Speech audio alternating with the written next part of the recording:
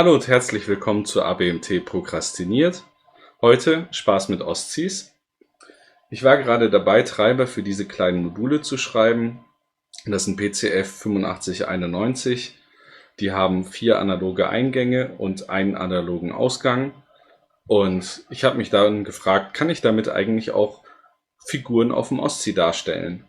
Und es funktioniert, ihr seht es auch hier. Ein bisschen wackelt das an der Seite. Das liegt daran, dass der i²C-Bus nicht ganz echtzeitfähig ist und wir hier zwei Module direkt nacheinander ansprechen und da vergeht trotzdem ein bisschen Zeit und das sieht man in diesem kleinen Zittern. Wenn ihr es also selber auch nochmal machen wollt, würde ich euch vielleicht sogar empfehlen, Module zu nehmen, die 2 Ausgänge haben, sodass man das alles auf einmal machen kann. Dann könnt ihr auch PWM nehmen. Ich wollte mal gucken, ob das damit funktioniert und ich bin eigentlich auch recht zufrieden damit. Okay, ich zeige euch, wie ich es gemacht habe. Hier sehen wir den View zu dieser Szene. Ich habe aber auch noch 2D-Sachen gemacht, Lissajous-Figuren und damit würde ich erstmal anfangen, weil das, glaube ich, ein bisschen besser zugänglich ist. So. Lissajous-Figuren, die entstehen, wenn man einen Sinus für die x-Achse und einen Sinus mit der y-Achse auf jeweils einen Kanal legt. Und hier sehen wir zum Beispiel einen Kreis, der entsteht. Der entsteht, wenn der Sinus auf der x-Achse genau dieselbe Frequenz hat wie der Sinus auf der y-Achse und die Phase um Pi halbe verschoben ist. Ja, hier oben sehen wir dann auch den Sinus, den wir da ausgeben. Gerade stottert SSH ein bisschen. Wird aber bestimmt gleich wieder besser. Und ja, hier sehen wir einen Kreis. Ich wechsle mal rüber auf Scope. Hier sehen wir auch den Punkt, wie er sich langsam dreht. Wir können auch noch ein bisschen langsamer werden. Dann dreht er sich hier auch noch langsamer. Und wir können auch wieder schneller werden. Okay. Andere Lissajous-Figuren sind zum Beispiel, oder ich weiß gar nicht, ob der Kreis eine Lissajous-Figur ist. Das hier wäre jetzt eine typische, wenn wir die Phase ändern, dann sieht das so aus. Auf dem Scope genau dasselbe, ist gerade ein bisschen langsamer. Wir können die Frequenz ein bisschen erhöhen. Sieht das hier auch schon besser aus. Hier mal ein Vierfaches machen, dann ist wieder eine andere Figur. Wir sehen hier, dass das virtuelle Ostsee gar nicht mehr mitkommt. Das läuft halt nur in 100 Hertz, während hier die Punkte mit 1 Kilohertz angesteuert werden. Deswegen kommt das hier nicht so mit.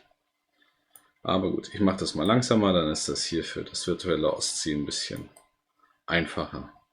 Okay, wir schauen mal ins Modell. Hier haben wir den Ausgang. Hier wird per i²C die beiden DACs angesteuert. Das ist recht trivial eigentlich. Wir haben 2 Nachrichten, einmal für die Adresse 74 für y, einmal mit der Adresse 72x.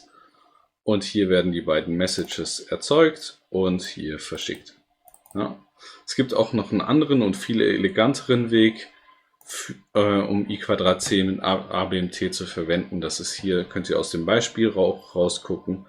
i²C nappt hier einen Bus und dann könnt ihr hier verschiedene Sensoren oder halt dann eben DACs an diesen Bus hängen. Ja. Es würde genauso gut funktionieren. Ich habe keinen Unterschied gesehen. Ich hatte erhofft, dass das hier so, wenn ich das so mache, besser wird. Ist es aber nicht.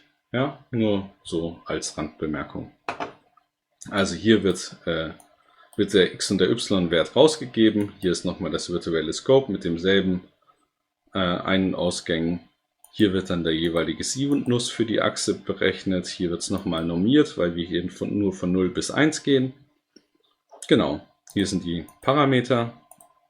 Und hier ist dieser Speed-Parameter, der nichts weiter ist als ein Speicher, zu dem immer wieder dieser Speed-Wert addiert wird. Ja, dieser Speed-Wert wird dann hier mit dem Faktor multipliziert und die Phase addiert und dann geht das alles in den Sinus. Also jetzt eigentlich nicht so die große Kunst.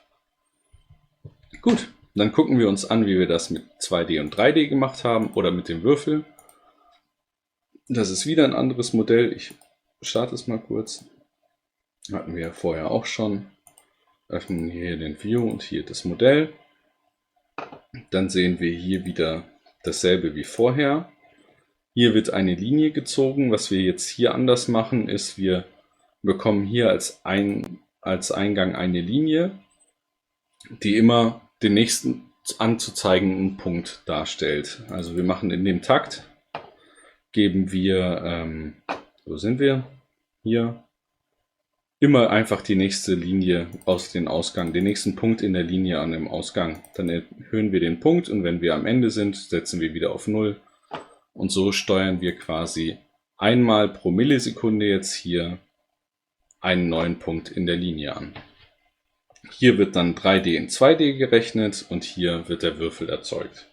Ich würde sagen, das gucken wir uns als erstes kurz an. Hier haben wir wieder denselben Teil wie vorhin auch. Wir bestimmen quasi den Winkel, der um den rotiert wird und erhöhen quasi diesen Speicher immer um 0,1, also drehen quasi immer 0,01 Rad weiter. Um die Achse 1 0,5, 0,5, die könnt ihr natürlich beliebig einstellen. Das ist der Rotierteil. Hier wird der Würfel gemacht, der ist nur statisch. Gucken wir auch noch mal kurz rein. Der Würfel besteht aus Linien, also hier ist die Szene. Und wir fügen hier Linien dieser Szene hinzu und dann der erste Punkt ist von 0 zu y gleich 1 und der nächste Punkt ist dann von y gleich 1 zu x und y gleich 1 und so weiter. Da wird einfach werden verschiedene Linien hinzugefügt. Wir gucken uns das mal an. Make Scope, Make Cube und dann sehen wir hier stationär diesen Würfel. Ja.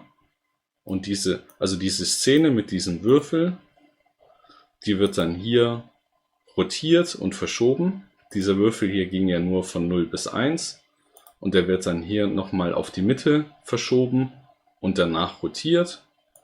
Und dann sehen wir hier, also das ist dann das, was wir jetzt auch in 2D kopieren möchten, in 2D darstellen möchten. Hier, da wird nochmal dasselbe genommen und ein Koordinatenkreuz und ein Grid hinzugefügt, dass man einfach eine bessere Orientierung hat. Jetzt hier alles gelöscht. So. Gucken wir uns das nochmal an. Okay, ja. Also hier sehen wir die Szene, das ist einfach nur zur Orientierung. Okay. Gucken wir uns nochmal ganz kurz an, wie wir quasi diese Linien, die in dieser Szene sind, von 3D in 2D umrechnen. Das ist eigentlich auch nicht so schwierig. Ich zeige euch das mal kurz vorher auf dem Papier. Wenn wir jetzt hier in dem Punkt unsere Kamera haben, ich nenne das mal den Nullpunkt, dann haben wir hier die Z-Koordinate und hier die Y-Koordinate. Und wir sagen jetzt mal so, 4 Kästchen sind eine Einheit. Und wir wollen das hier auf diesen Bildschirm projizieren. Dafür wollen wir dann die Koordinaten wissen. So, machen wir das hier auch nochmal so. Und wir legen jetzt hier jetzt nehmen wir mal an, hier wäre so unser Würfel. Und hier diesen Punkt, das ist 2,1. Ja. Für den wollen wir wissen, welche Koordinate er auf diesem Bildschirm hat. Wir sehen jetzt hier ganz gleich, dass das 0,5 sein wird. Ja, und 2 und 1, das sieht man dann auch sofort, dass das 1 geteilt durch 2 gleich y durch z ist. Ja, und wir sehen hier den Strahlensatz. Hier dieser Winkel wäre dann der Tangens da draus. Und jeder Punkt hier auf diesem Sichtstrahl hätte dieselbe Koordinate auf dem Bildschirm, den wir berechnen wollen. Den wollen wir ja wissen. Also hier zum Beispiel, das sind 0,75 geteilt durch 1,5 ist auch wieder 0,5. Ja, so berechnet man das. Ja, Strahlensatz. Die einfachste Grundlage der Trigonometrie und wieso Sinus und Cosinus und Tangens funktionieren, ja, auch immer wieder vergessen. Eigentlich ganz einfach. Okay, Ich hoffe, ich konnte euch ein bisschen unterhalten, ein bisschen inspirieren für eure Sachen und ich hoffe, es hat euch gefallen. Also, alles Gute, ich verabschiede mich. Ciao, ciao.